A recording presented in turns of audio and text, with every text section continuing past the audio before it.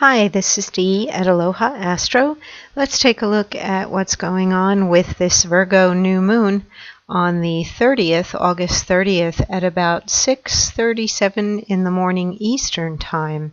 So, picture I found that I feel embodies Virgo energy, I think is pretty amazing, and the artist does have it up for Creative Commons usage, so just wanted to point that out, that I think it's absolutely amazing. And Virgo is very concerned with basically the tools of the trade, information, and the passage of time, the management of time. And I feel like a lot of that is represented in here with things that people have created or invented, which is also one of Virgo's specialties. They're highly intelligent, intellectual, and oriented toward fixing things that are broken or serving a purpose.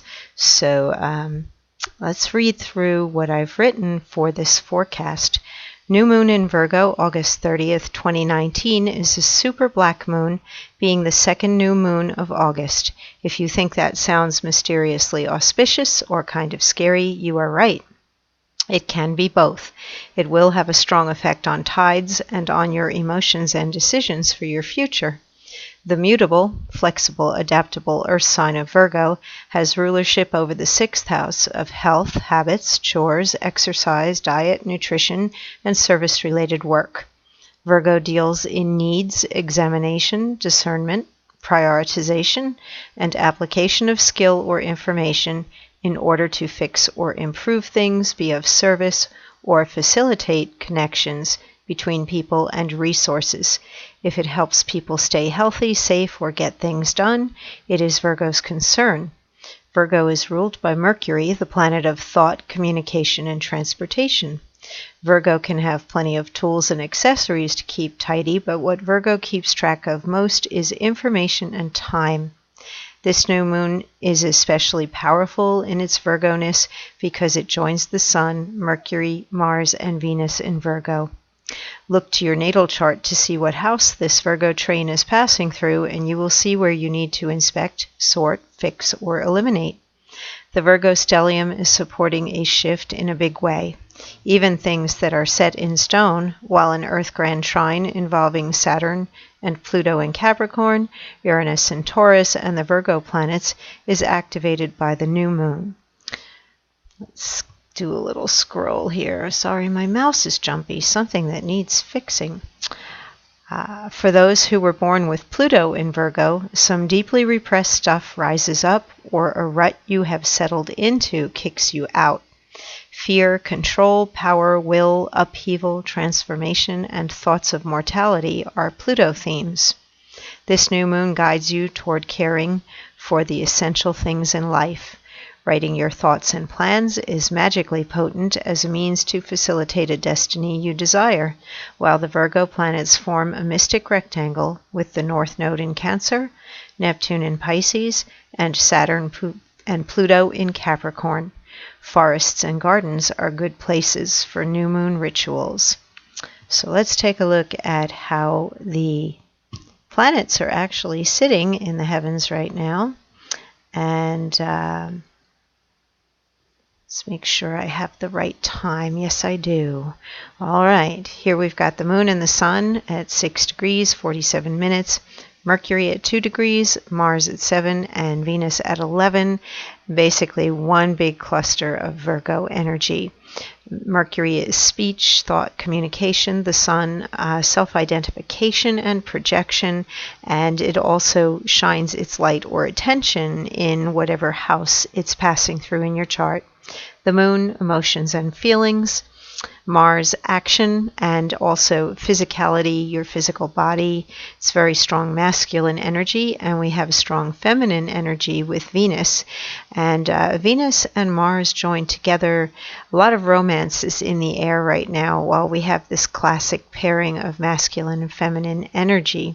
And some relationships may be I would say they are either very practical and logical, or it may be that they are a little bit of a surprise in that somebody who's not your usual type of person might be stimulating or make you curious and cause you to fall in love, because we have this grand trine here where Venus and Mars make a trine to Uranus and Taurus is a Venus-ruled sign.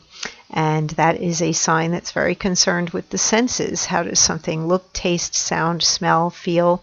So we have some pleasure principle going on in here, and a little bit of it is physical, some of it's up in the head, and then we have some seriousness involved with Saturn and Pluto in Capricorn in that grand trine. So things can change and your habits can break. Anything that you're looking to establish, as long as you have done your due diligence in investigating things, this is a good start-off point right now with this new moon and this grand trine. This same cluster of planets here is involved in a mystic rectangle, which we see right here, involving the North Node, and there's Saturn and Pluto and Neptune. Saturn and Pluto make things real and give the willpower and determination. Neptune in Pisces gives faith, inspiration, imagination, healing energy, flow. It brings flow in. And the North Node has a lot to do with fate, destiny, what you feel is your purpose or calling. I did not bring into the forecast the two quincunxes that are going on right here, but we do have one to Chiron in Aries, and this is technically a Cinderella aspect, folks. If you want to know more about that, you can look up magiastrology.com and read more about their view on Chiron and how it has an effect on your life in terms of romance, marriage, children, family, and the flow of money. So there's opportunity in here for initiating a relationship or for starting something that may be service related that's going to result in income that supports your family. Definitely some energy here to support pursuing what you feel is your life purpose, while Jupiter is making this quincunx to the North Node in Cancer. There is a little bit of doubt that might be lingering with the square here to Neptune, and we also have a fading square. Well, it's not a strong one, but we've got a square going on here between Jupiter and the Virgo planets. So there is a bit of a T-square energy going on in here, but what dominates really is the mystic rectangle and the grand trine, which is going to push toward the growth and the scattering, confusion, or doubt that can come from the mutable T-square is probably going to be overruled by the forward motion of this new moon. So let's take a look at Sapien symbol for the 7 degrees of Virgo. We round up from 6 degrees 47 minutes. Phase 157, Virgo 7 degrees, a harem. A fateful, even if sought after, subservience to the vagaries or desires of the emotional nature. In a sense, this symbol is related to the preceding one, while revealing a deeply contrasting phase of the emotional and cultural life. The experience symbolized here is a passive one, while that for Virgo 6 degrees was intensely dynamic. Yet there may be for the woman in the harem some sort of cyclic pattern and a prize to reach, the Sultan's favor. In both cases, the motive power is exterior to the experiencer, who is caught in a pattern of forces over which he or she has no control. Yet the child may purposefully use his small allowance to get a ride, and the woman may use her charm to attract the attention of her master. The individual in both cases finds himself one with a number of other individuals, all seeking or being subjected to the same type of experience or fate. This second stage symbol contrasts with, but also supplements that of the first stage. It supplements it in the sense that one may become addicted to the excitement of the merry-go-round of vital emotions and may become a slave to the hope of recapturing the exaltation of the initial experiences.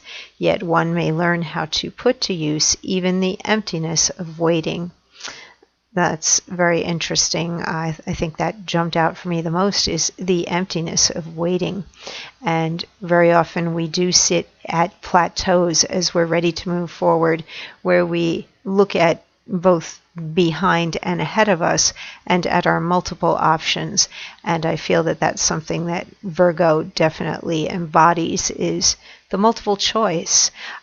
So much information, so many choices, and that there is a commonality to the sign in that it wants to be of service to others and understands the human condition. So, but of course we are subservient to our feelings or emotions, definitely something that we would be more aware of during a new moon or a full moon. So emptiness of waiting, we can actually fill it with a great many number of things while we are waiting for something to occur, or as we're initiating and beginning things and we're not quite sure how something is going to turn out. So that's what the Sabian symbol has to say, and this is how things are looking right now. Oh, I did mention in the forecast that for those who are Pluto in Virgo generation, and let's take a look at my chart here. I've got Pluto Virgo 7 degrees and my North Node at 6 degrees, so this might be a significant moon transit for me, since it will be occurring right on my North Node and Pluto. And I was born in 61, so if you're born between about 56 to 72, you're going to likely have Pluto in Virgo. The degree is what you want to be looking for to see how tight that new moon will be on top of your Pluto. And everybody's going to feel some Pluto and moon energy, because the transit of the moon and sun at this moment is aspecting, transiting Pluto. However, for those who already have Pluto, you're going to feel it even more intensely if you've already got Pluto in Virgo. And hopefully it will result in something constructive and something empowering, and the ability to break through things that have been restrictive in your life in whatever area of your chart it may be occurring. I've been dealing with some governmental bureaucracy, actually, that affects my mortgage. So interestingly, 4th house of home and 8th house of other people's money, and money that is accessible for me but from other places. So I am not surprised that I have this log jam that I have to work through over the next few days, and had no resolution today. Got rather frustrated, and that is one of the manifestations of Pluto, can be that deep frustration when things are not going your way and you have to step into power and basically demand that something happen or be done. So check your own charts and look to see what houses or areas of life you've got all this Virgo energy going on, and you'll get some insight into how your next 2 weeks will be before we approach the next full moon. So take care and be safe, and I will talk to you all soon.